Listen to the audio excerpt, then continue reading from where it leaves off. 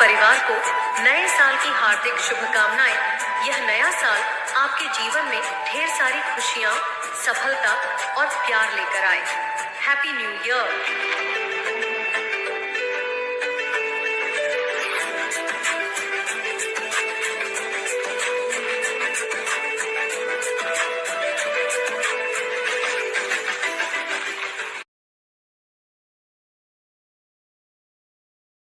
ऐसे ही बनाए रखना, दिल में अपनी यादों के दीप जलाए रखना। बहुत प्यारा सफर रहा 2025 में आपके साथ, बस ऐसा ही 2026 में भी बनाए रखना। नए वर्ष की हार्दिक शुभकामनाएं जी।